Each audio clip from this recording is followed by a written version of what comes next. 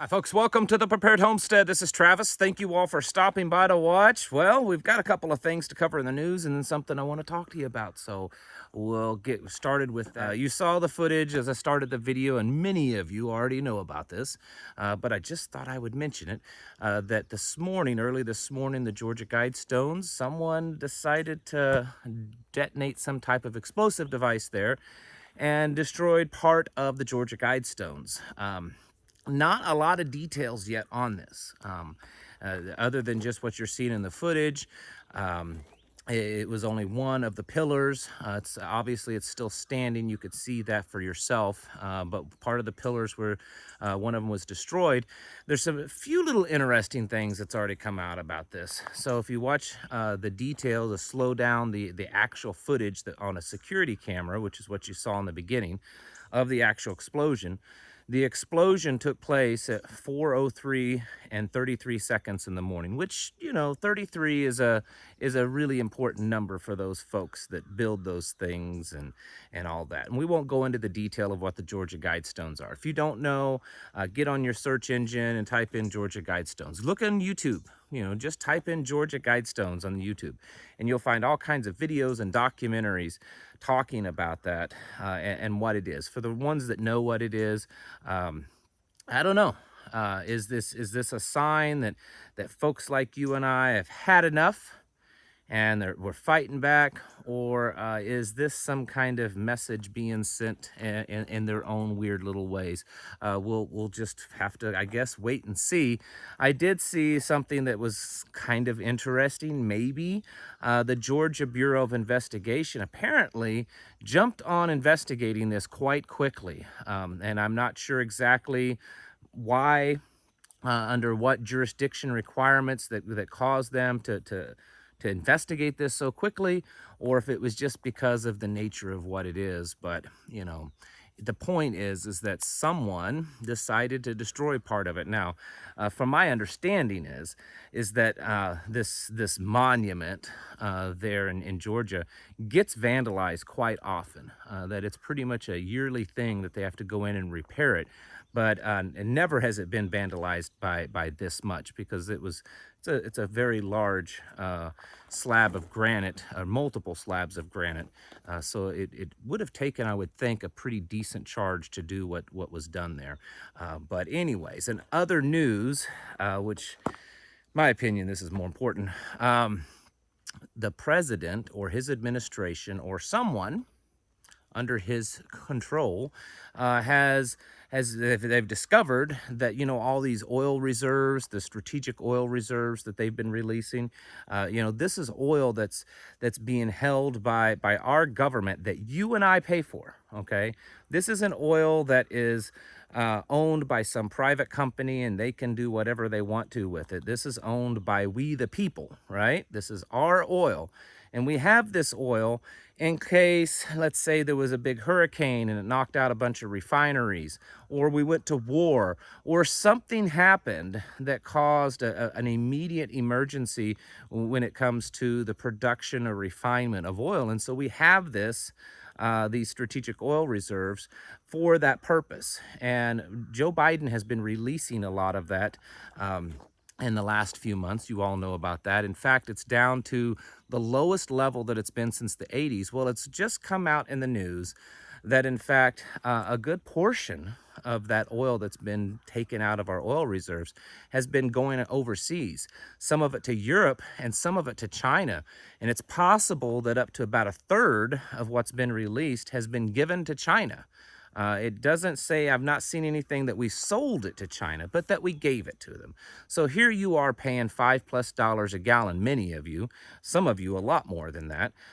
You're struggling because of the ridiculous high gas prices, and we hear from the president that he's gonna come and save the day by releasing some oil from the strategic oil reserve, trying to get the gas prices down a little bit, when in fact, we're releasing that oil and shipping it overseas to China, who's already purchasing cheap oil.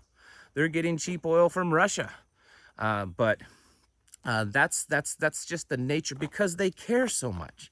They really do care about you, and they care about your pocketbook, and they care about the fact that you're paying such high prices. I mean, you can hear it. You can see it in their faces, and you can hear it in their words when they speak of how sincerely they care about you, and that's why they're doing this. So whenever you think that all this is being done on purpose, when all of this is being done with a specific goal in mind to kind of crash the system or to make things really difficult for you and I, well, there's just one more thing that you can check off that kind of indicates that that's what's going on. Before I get going with the rest of the video, I want to pause for just a moment and talk about another meeting that's happening. So some of you might be in the area of this. This is in Arnold, Missouri. Arnold, Missouri is south of St. Louis. And this is a monthly meeting that's been going on for a while. And the next meeting is this coming Saturday, July 9th. I'm sorry, I'm still in the past. July 9th. You can go to, I'll leave some stuff up here. So there's an email address that you can email this person directly so you can find more specific information. And then I'm also going to leave a link down in the description below because their group has a Facebook page, and you can go to that Facebook page or Facebook group, and that's where they put a lot of their information out about their meeting times and locations and all that. But that's Arnold, Missouri, this coming Saturday, July 9th. And I would encourage you, if you live in that area, if it's within driving distance, maybe you live over in Illinois or Kentucky or even Indiana, you could all, depending on where you're at, you could be in driving distance of this place and learn and meet others like you.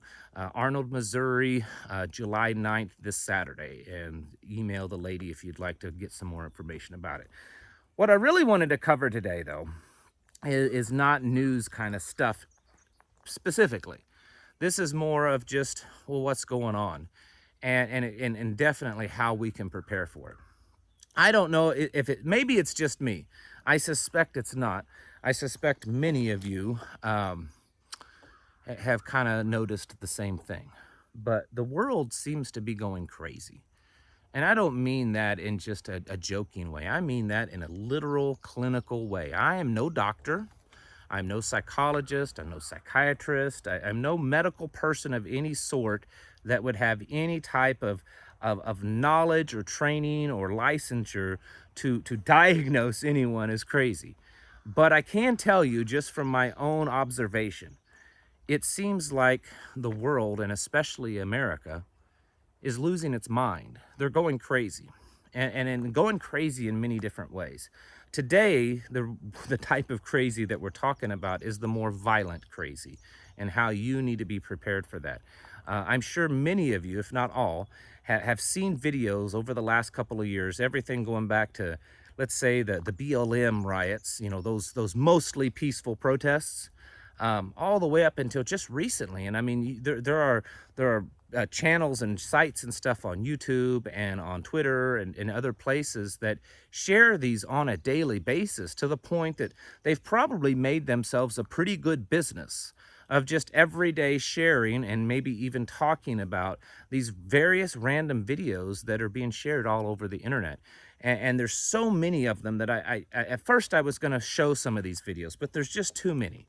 And most of them, you know, you've probably seen either those videos or some that are very much like that. These are videos of people going into a grocery store and just getting mad and just start knocking things over. They're going into a convenience store and throwing things around. They're getting in fights in airports. They're getting in fights in museums, and they're getting in fights on cruise ships, and they're getting in fights on the street corner. We've seen so many videos and heard so much in the news of just random acts of violence. Where someone just walks down the street and just punches someone in the head. We're also seeing more and more of the protests. We've seen that recently with the whole Roe v. Wade thing. We've also seen a lot of protests because of various other race, gender, and we're going to see more of that. I believe there's a spiritual reason why this is happening, but I want to take that and just kind of move it aside for the moment, because that's not the focus of this video. So many of you are going to say, oh, well, the Bible, and you're right, but that's not the focus of today's video. I have a lot of theories of why this is happening. And I think it goes back much further in history than just the last couple of years. I may not be correct, but I think we're dealing with years, even decades of brainwashing in schools, of brainwashing from television and entertainment and Hollywood, of chemicals that's been pushed into our bodies, whether it's through this or through eating things that are just unhealthy. It's things in the water, things in the air. I personally think that it has a lot to do with that. And then, of course, added to that is just the stressors of the world that we live in. We've seen this happen starting back, from the last couple of years. People are more and more stressed out, and we're seeing more things happen that are pushing people to become more divided and hate each other. Were there problems? Has there always been problems in this country between, whether racial or gender or various minorities? Sure, there's always been little problems. And the fact is those exist everywhere. Okay. We are fairly racially and variously, various other ways diverse culture. Okay. We're not like, say, the Netherlands, where just everyone's white, or other countries where there may all be one religion, or whatever it is. We're a very diverse culture. I mean, it's like a tossed salad here in America. And so when you get that many different people, you're bound to find bigotry and biasness. I'm not saying they're okay. I'm just saying that they've always existed. But it's different today. People become extremely violent for various reasons. And some of it has nothing to do with those reasons. Some of it's just because, they want to go in and steal a bunch of stuff. A bunch of people raiding a store to take their sneakers, or, going into a pharmacy and taking things. And they do it because they're not really going to get punished, most likely. The odds are in their favor that they're probably just going to get away with it. And we've been seeing this happen more and more. We're also seeing these groups of people, whether it's in protests or riots or just kind of street gangs, unaffiliated, unorganized street gangs of people that are just attacking random people on the streets. And this is really where I want to bring our focus to. This is a serious problem in a lot of areas. And some of you most likely live in some of those areas that it's become a problem. Not everyone, but certainly some of you. And because it's becoming a more widespread problem, we're seeing it more and more in other cities, whereas, 5-10 years ago, this kind of stuff may have only happened in just a handful of cities. And even within those cities, it only happened in very, specific neighborhoods where most people knew you just don't go there. But you could go other places with, relative safety. And that's not the case anymore. We're seeing it all over. We're seeing it in moderate-sized cities. We're seeing it in suburbs. It's just happening everywhere. We're seeing it in upper crust areas, people that are more wealthy. We're seeing in areas that you just, couldn't imagine. There was one a week or so ago where a group of people got in a huge brawl on a really nice cruise ship. I mean, can you imagine being on a cruise ship? You're stuck on the thing, you're out at sea, there's not really any way to go home and leave. And, 40 or 50 or however many people get into a huge fight on it, something that you've paid a lot of money to kind of be pampered for a while, which is the idea. I've never been on one and have no desire, but that's what my understanding is you go on these things to kind of be pampered for a few days or a week. And then you've got all these people fighting.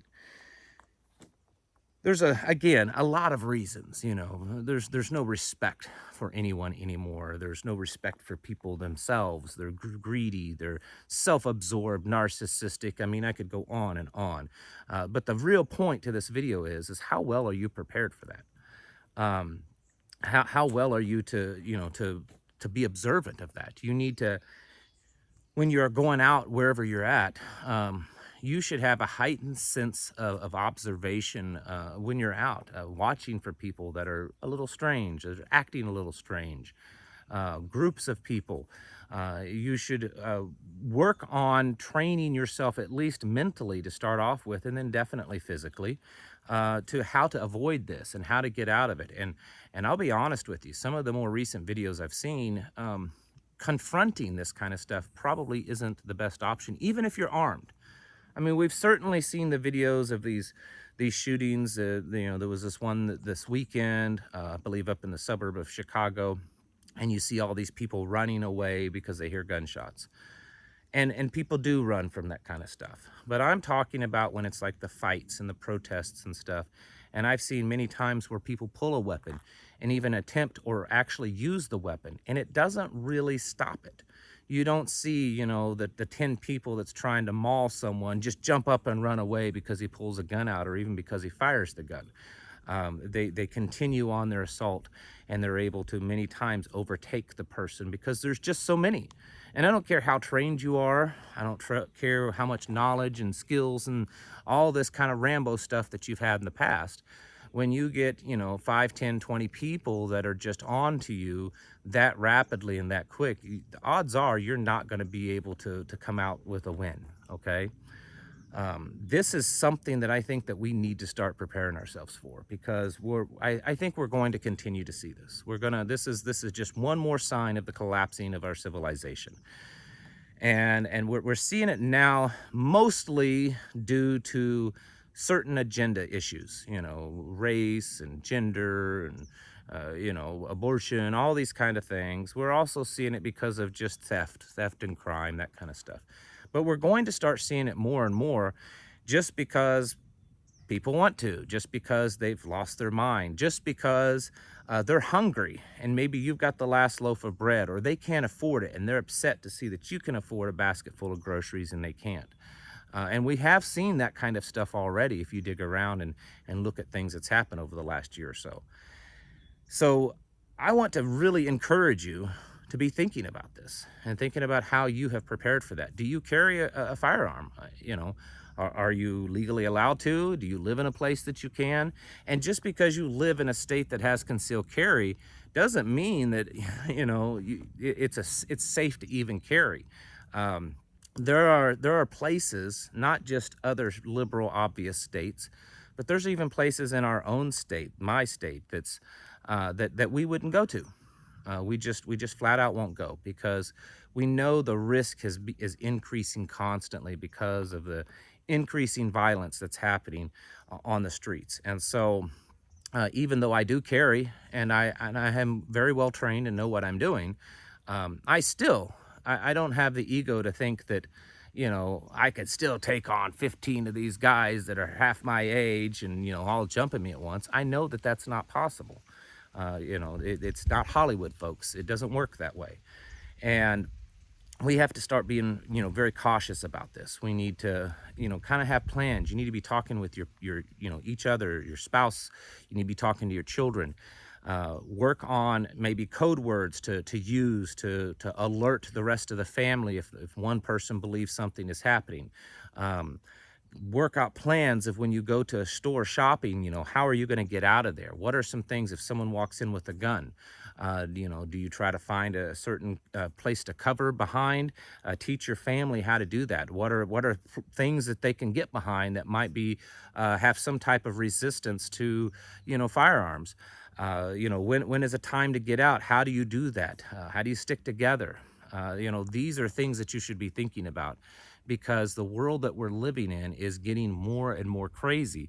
And while you may have things worked out pretty well on your little homestead, wherever you live, we have to go off and out away from that all the time. We all do.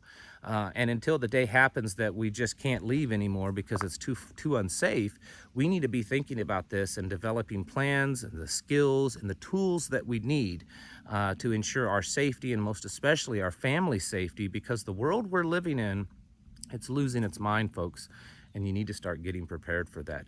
Quit denying it. Don't just say, well, you know, that's only in certain areas. It's happening all over, and you don't know that at what point it will happen in your area, and it could be when you're in that place at that time.